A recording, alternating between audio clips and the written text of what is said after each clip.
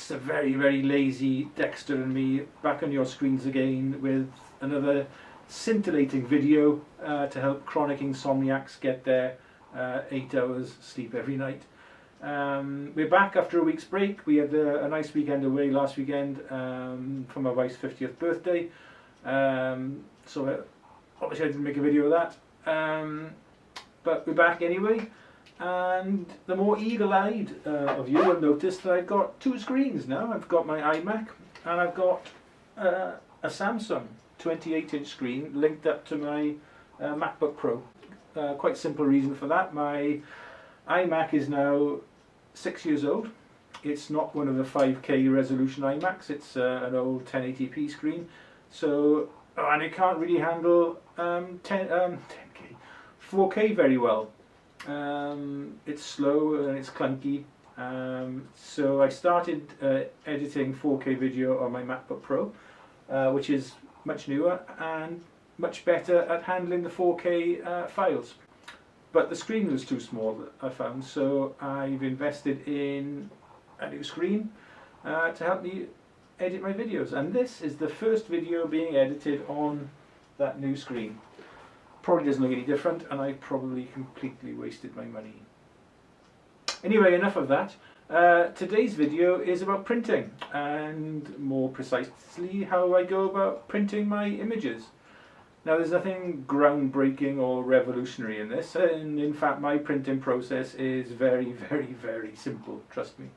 Now, I have seen some other videos where people go to endless steps to squeeze that last 0.5% of goodness out of their image before they print it. And if you're a professional photographer or you've got a lot of time and you're selling a lot of prints, then good luck to you. Fair enough, do that. I'm not a professional, though I have sold a couple of prints. I'm a hobbyist photographer. I print for my own use primarily, and I'm happy with what I do. So if you're expecting a in-depth tutorial on how to go about micro editing and processing your image and loading up ICC paper profiles, then this video is not going to be for you, and you can skip it. If, however, like me, you're just into printing stuff, I want to make it look as good as possible for you, then you might pick something up. I don't know, we'll see. Anyway, if you do stick around to the end of the video, I'm going to let you know how you can win a copy of the print I'm making today. So I'll give those steps at the end, or you can skip through now if you want. It's up to you. As far as printing goes, I do all my editing and printing through Lightroom, though I have recently downloaded the new Capture One Express for Fuji software, and I'm going to have a look at learning how to use that. It seems quite a steep learning curve, but we'll give it a go. I think it's better for sharpening Fuji photos than Lightroom, though I don't tend to over sharpen my photos anyway, so I don't tend to see the wormy artifacts that some people do when I'm sharpening my images. But I think I'll give Capture One a go. I don't think it's going to replace Lightroom for me, because Lightroom is a very powerful cataloguing system as well, so we'll see about that.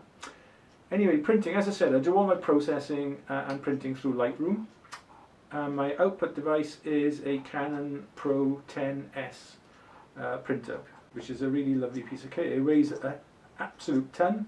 It comes with 10 ink cartridges, and yeah, it produces lovely, lovely images, or images that I'm very happy with anyway. It's an A3 Plus printer, so it'll print on paper up to 19 by 13 inches, and that's what I'm going to be using today. The photo I'm going to print today is a combination of 3 images shot on Tuesday morning, about half an hour from home, on the road up towards where all the waterfalls are in the Neath Valley. I've driven along that road hundreds of times going to the waterfalls, never stopped and took a photograph there, but I went for a drive along it on Tuesday morning at sunrise, and there was some lovely mist rising up off the river behind the road. I wanted to catch some of that along with the dawn sky. So I shot 3 images, one exposing for the sky, one exposing for the mist, one exposing for the foreground, blended the 3 of them together in Lightroom and then started processing. Now I don't do an awful lot of processing to my images. I might add some contrast, do some localized sharpening, and in the case of sunrise or sunset photos I use the dehaze tool in a localized brush, so I can add some pop and some je ne sais quoi, if you like, to the sky, because they can be a little bit dull otherwise. What I also tend to do with my sunrise and sunset shots is I'll dial up a little bit of saturation into the sky, again to make it look a little bit more interesting. In this photo I think I desaturated the foreground somewhat because it was covered in like dew and whatever, so it wasn't really a sort of poppy green, if you like.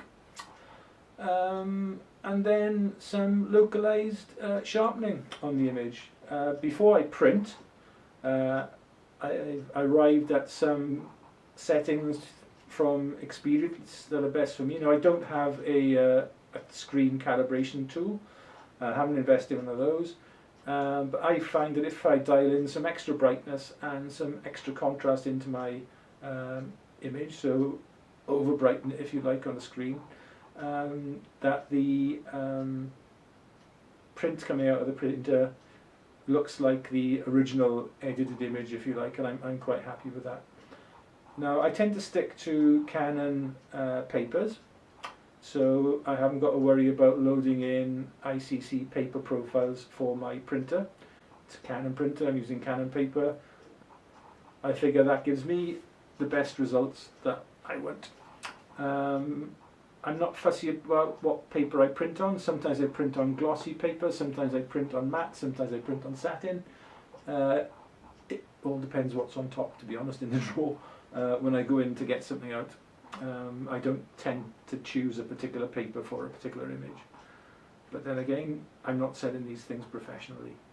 Yeah, so that's about it. The image, or the images, were shot using my Fuji X-T2 camera and my 10-24 lens set at 24mm. I then shot at f8. I shot 3 images, one at 1/20th of a second, I think, one at 1/5 of a second, and one at 0.8 seconds to give me the 3 exposures I wanted. And looking at the print coming out of the printer, I'm more than happy with it. And if you like it, now's your chance to win a copy. It's quite straightforward. I'm not going to ask you to subscribe to my channel or do anything that you don't want to do.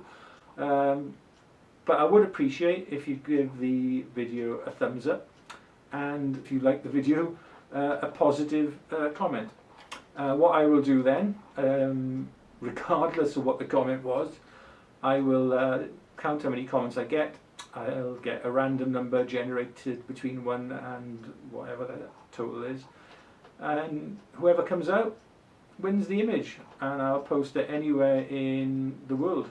I know I've got some viewers in the States and in Europe, so as well as the UK, so I'm quite prepared to post it anywhere. So if you'd like that, that's all you've got to do. Anyway, in the meantime, as usual, thank you very much for watching. I hope you found this somewhat useful.